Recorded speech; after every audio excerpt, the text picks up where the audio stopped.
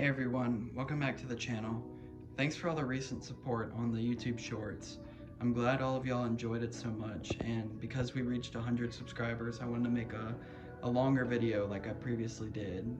I haven't made them in the past few months because of time. It takes a very long time to make these videos, and so this video is going to be a little bit more raw, just to see if y'all enjoy these videos or if I should just continue doing shorts. So make sure to comment if you like this video. Make sure to like, subscribe for more. I'll be making more shorts more often now because I know that y'all are supporting the channel. So in this video, I'm just gonna run over through my everything that's been going on in my tank. I haven't posted in the past, 8 months or so, and I thought I'd give this video another, making videos another try. Because of all the recent support. So I'm going to cover all my corals, fish, algae issues, dosing, so stay tuned. So first we're going to go through corals. So we have my pink Kenya tree coral over here. Some people like him, some people hate him. I love him, he's very beautiful. And I have a green Kenya tree over here too, very pretty corals. Some people don't like them because they grow fast, but I love them. Then we have my hammer coral up here. Oh no, excuse me, my frog spawn coral, and he's doing really good. Like, I had torch coral in the past, and he wasn't doing too hot in my tank. He's my profile picture, which is soon to be changed. But he died, he bleached out because of the temperature, but he's been doing really good. I got him 2 months ago, and he's grown 2 heads since. So more to come with that. And then down here we have my toadstool leather. I've had him for probably 8 or 9 months, I'm unsure, but he's a really pretty coral. He's recently gotten more pretty and grown a lot bigger, and like, as you can see, like, some of his tentacles are a lot bigger, or are bigger and sway a lot more, and so that I like him a lot more than what I used to. Over here we have my Goniopora, if this thing will focus. Anyways, this one's not doing too hot. He used to be long and had long strands that flowed, but you know how some people know how Gonioporas are. You either have a tank they do really well in, or they don't do really well in. So I just feed him and hope that he grows back, but I don't know if he will. Then down here we have another coral that's doing all right. This is a green star polyps. He used to be very green, very flowy, and he was very beautiful, probably one of my prettiest corals in the tank, but he started to brown out and then he started to die off a little bit. So recently I started feeding him some phytoplankton and some reefroids, and he's starting to kick back. So he's starting to get a little bit more full. He's starting to get just a tad more color on the tips, as you can see. So hopefully he'll regain all his color and start growing a little bit more. Then over here we have one of my favorite corals, my Tracheophilia. He's very slow grower, like all Tracheophilias, but he's very pretty. He's very, I got a really good deal on him. I got him for like 30 bucks on AquaSD, and he's doing really good, really fantastic. Then over here we have another coral that I'm not too proud of, which is, I forget the name of these corals, but anyways, he's not doing great. He's never done great. He's just kind of kicking through. He's never grown any heads.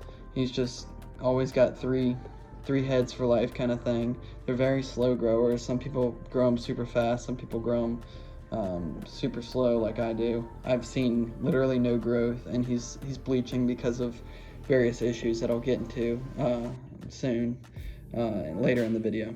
And then we have my acans. So we'll start with this one over here. This one was sitting back in this corner for the past several months, but recently I glued him more into direct light, and he's been doing really good recently. He was dying a little bit, so that's why I moved him. Like, you can see one of his bleached heads right there, but he's done really good. He's starting to color up a little bit more, so I'm looking forward to the growth. This one kind of looks mad right now. You know how corals are, they just get mad for no reason and then they'll be happy in 30 minutes. But this one's done really good. This is probably the most successful acan that I have. He just likes to, or he's been growing a lot, and he's very pretty. This acan right here doesn't grow a whole lot, and the camera's not doing him a whole lot of justice, but he's growing, and or he's not growing a whole lot, but he's really pretty. He's starting to color up a lot, and that's one of my favorite things about him. And then over here we have my chalice coral.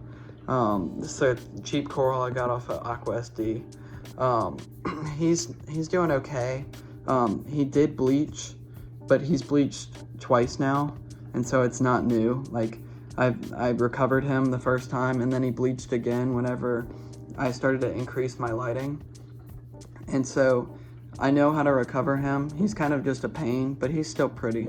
So the reason why he bleached was because you may have, some of y'all who've been giving the channel support for a long time now, which I'm truly thankful for. Thank you. I added these supplemental lighting bars up here called the Reef bars, because the Biocube lighting is very, very white and very yellowy, and so I believe that it needed more blue color to make it pop, the corals pop, and I added those. And then this coral right here would just not stop bleaching, and he was on the verge of death, and I was like, do I want to save this coral, or do I want to keep increasing the lighting? I ultimately decided to save the coral and stopped increasing the lighting, and fed him, got him back to health, and it took like 4 or 5 months of hard feeding. And it, oh, hey buddy. And anyways, I fed him, he got up back to health, and then he looked really good, started growing another head, and I started to increase the lighting again. Then he bleached again, and so I stopped increasing the lighting, and I'm contemplating whether or not I should kill this guy or increase the lighting for the rest of the tank just to look beautiful. We're at about 45% now, and I'm trying to get it up to 100, gradually increasing by 2% each week, which is terrible. It takes forever, but we'll get there one day. And then down here we have some corals that are not doing too hot. As you may see, I have some algae issues in the tank. It's not doing not great, and I'll get into that in a little bit. But we have this zoanthid that was taken over by algae, and it's starting to die, and I think this one's gonna end up dying, which is unfortunate because it was pretty coral. And then this one's also starting to get affected by, I think, Styrene starfish more than the algae, but I think the algae is kind of messing with them too, and the nitrate levels. And I'll get into the nitrate levels in a minute, but he's not doing so hot as of probably this week. And then this guy, always kicking, always doing fine for no reason. He's my least favorite coral probably, but he's still a pretty coral, and he's still kicking.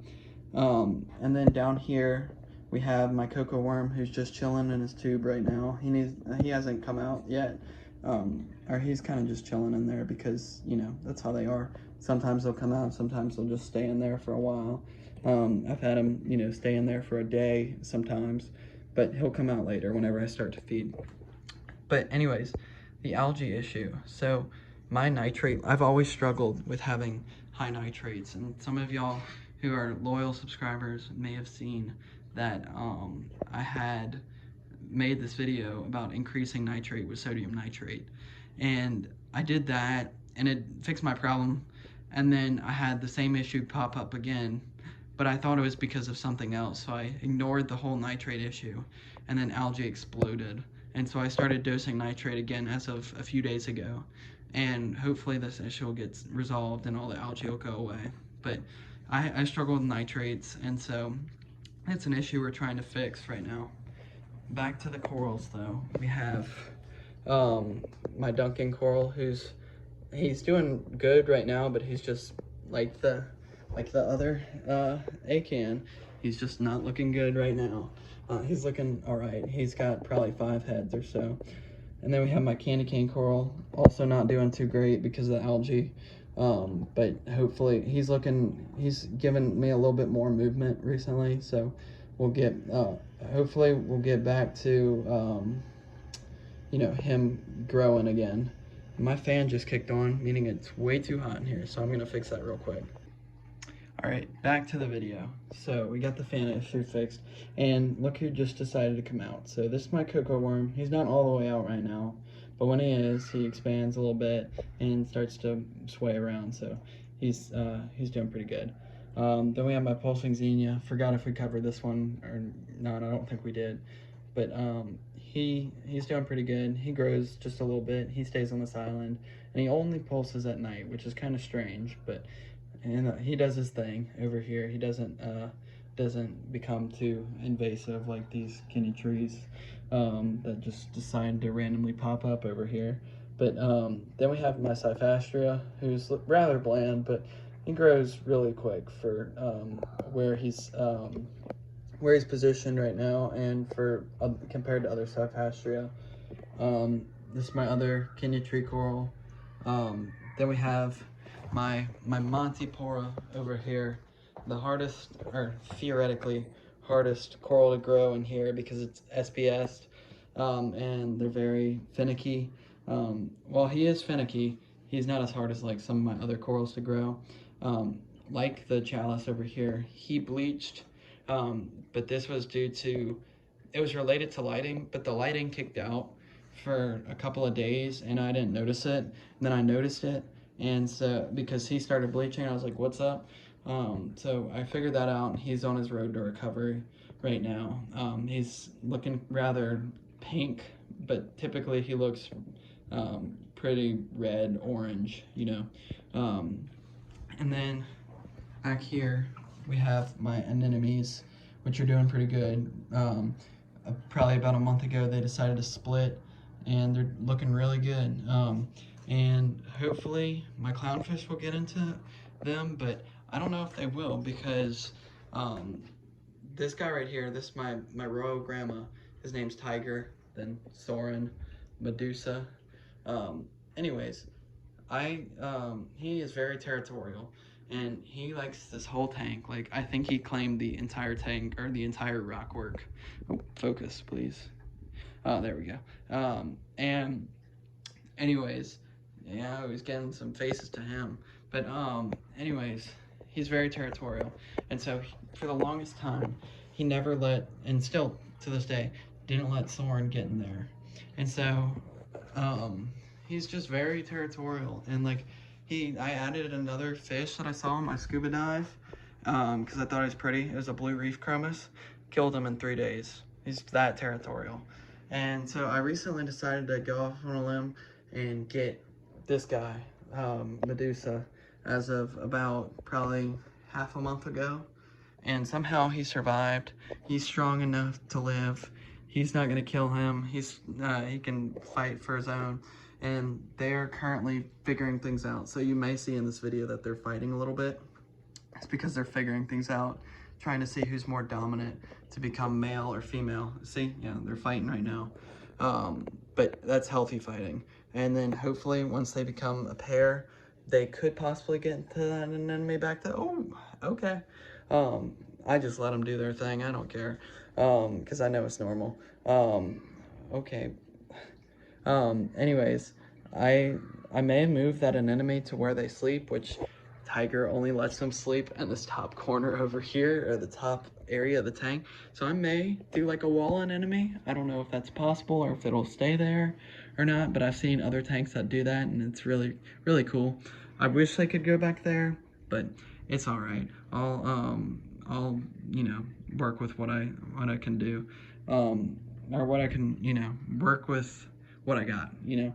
And then over here we have my red Phromia starfish, named Starburst. He's pretty cool. Always a crowd pleaser.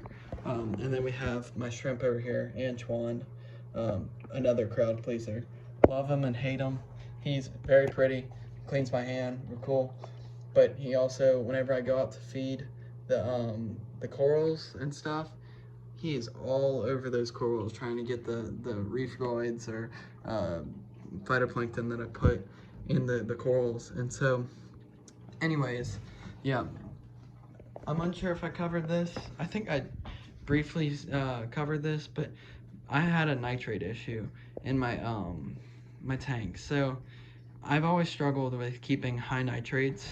I've always bottomed out nitrates, and recently it led to algae issues. And so it started as like one spot, and I was like, all right, this is just one of those things, it'll go away. And then it didn't, and it started taking over the whole tank. And one by one, every piece of the rockwork was just covered in algae.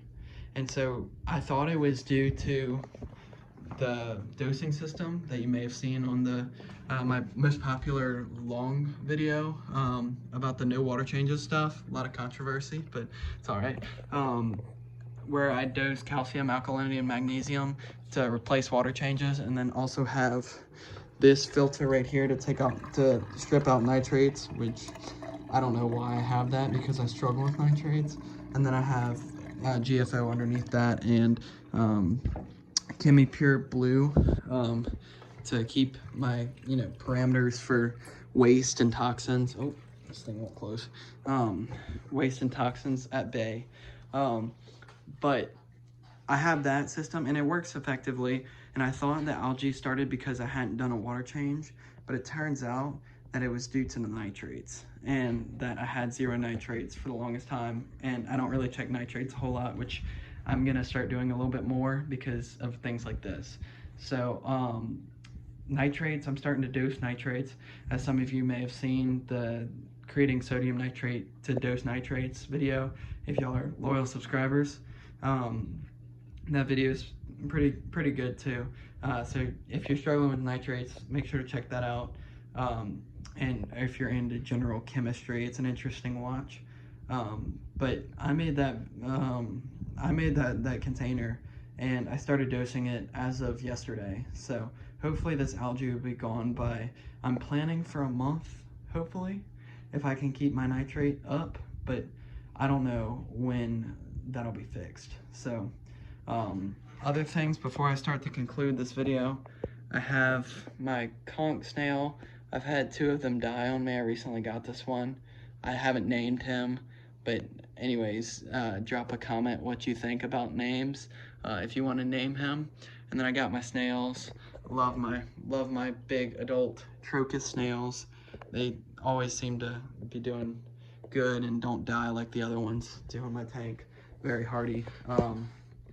But yeah, I think that's about it for this video. I don't think there's really anything I need to cover, and I'll start covering things in my shorts since y'all like them so much. And if you like this video, this style of content, like the longer, unedited, long videos like I'm doing right now with, little or less, editing, music, cinematic style stuff, and you just like more vlog type content, let me know, because I'll start doing these, because these are quick and easy that I can do, and they give a better update than a shorts video. And these are for my subscribers that actually care about my content and don't just see it in their shorts feed and then go along with their day and pick up the occasional subscribers. But I just wanted to let y'all know that I'm proud of y'all, or I'm not proud of y'all.